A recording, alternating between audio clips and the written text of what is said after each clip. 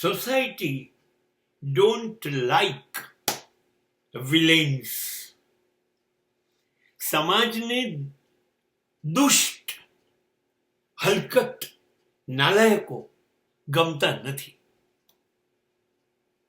હા, ડરે છે. નાલાયકોથી કોણ ના ડરે? બધાને ખબર છે વીંછી ને સાપ ઝેરીલા છે, બીએ છે. આની નજીક નથી જો કદાચ ડંખ મારે તો આપણી અંદર ઝેર જશે ને આપણે મરી જઈશું. સમાજ ડરે છે હલકટોથી, અને હલકટોને સમાજની જરૂર નથી. તમે મને સમજાવો, દાઉદને સમાજની જરૂર છે? ના. અમારે અમદાવાદમાં ઢગલા બંધ ગુંડાઓ જીવે છે, એને સમાજની જરૂર જ નથી. એને એનું મન ધાર્યું કરવું છે, એને હલકટાઈ. એ તમને કહેશે 5 લાખ આપો, ના તો ગોળી મારી દેશે, તો સમાજ તો ડરશે. એ દારૂ વેચશે, જુગાર વેચશે, અફીણ, ગાંજા, ચરસ કરશે. નાલાયકો સમાજને ખરાબ જ કરી શકે. નાલાયકોની હેસિયત નથી, એ સમાજમાં ઝેર જ વહેવડાવે. વીંછી કેવી રીતે તમને બચાવી શકે? ઝેરીલું છે, એક ડંખ, જિંદગી ગઈ. પણ સમાજથી સહન નથી થતું.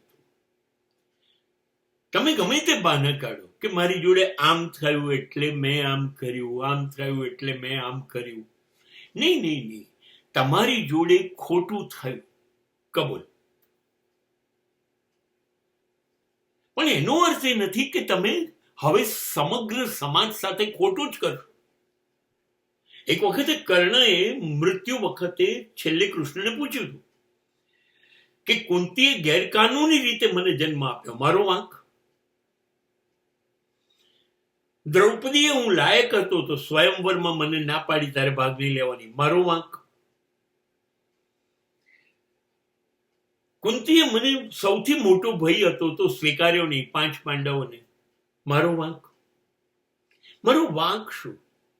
દ્રોણાચાર્યએ ના પાડી, હું તને શીખવાડીશ નહીં, તું સૂત પુત્ર છે. સૂત પુત્ર હું હતો નહીં, હું તો સૂર્યપુત્ર હતો, મારો વાંક? પરશુરામે શીખવાડ્યા પછી શ્રાપ આપ્યો, ભૂલી જઈશ. આજે હું ભૂલી ગયો, મરી રહ્યો. મને સમજાવો, મારો વાંક છે આમાં ક્યાંય? મેં તો ઇન્દ્ર બ્રાહ્મણ બનીને આવ્યા, એના દીકરા અર્જુન માટે મારા કવચ કુંડા આપી દીધા, મારો વાંક? એ હોત તો અત્યારે હું મરતો ના હોત. આ બધાએ મારી જોડે અન્યાય કર્યો. કૃષ્ણ સાચો શું છે? ત્યારે કૃષ્ણે કીધું, એ બધાએ અન્યાય કર્યો કે તારી જોડે થયો એ અલગ વાત છે, પણ એટલે તું અભિમન્યુને મારી કાઢીશ?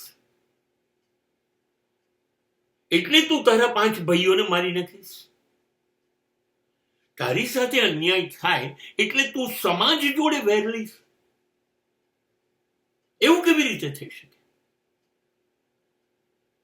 તને પતિ તરીકે સ્વીકારવો કે નહીં એ દ્રૌપદીની મરજી છે. તને ગર્ભપાત નથી કરાવવો, જન્મ આપ્યો, એ જન્મ આપ્યો ને ભૂલી ગઈ, એ કુંતીની મરજી છે, એ એની જિંદગી છે. તને જ્ઞાન નથી આપવું, એ દ્રોણની મરજી છે. તું જુઠ્ઠું બોલીને પરશુરામ પાસે જ્ઞાન લઈ આવ્યો તો તને શ્રાપ આપો, પરશુરામની મરજી છે. હવે બધું તું ખોટું કરે છે, તારી જોડે ખોટું થયું એવું તને લાગે છે. હવે તું વેર સમાજ જોડે લઈશ, હવે અધર્મ જોડે, દુર્યોધન જોડે બેસીશ. બસ આ જ સમાજની વિચારધારા છે. તમને નોકરી ના મળી, તમારો બિઝનેસ ના ચાલ્યો, તમને પોલીસ પકડી ગઈ, કંઈ પણ ખોટું થયું, હવે તમે દાણચોર બની જાઓ, દારૂનું કામ કરો, જુગારનું કામ કરો, અને કહો કે મારી જોડે બધું ખોટું થયું છે. સમાજ શું કામ સહન કરે? સમાજ શું કામ સહન કરે? એટલા માટે સમાજને અસામાજિક તત્વો જોઈતા નથી. એટલે સમાજ તમારાથી ખુશ નથી, સમાજ તમારાથી ડરે છે.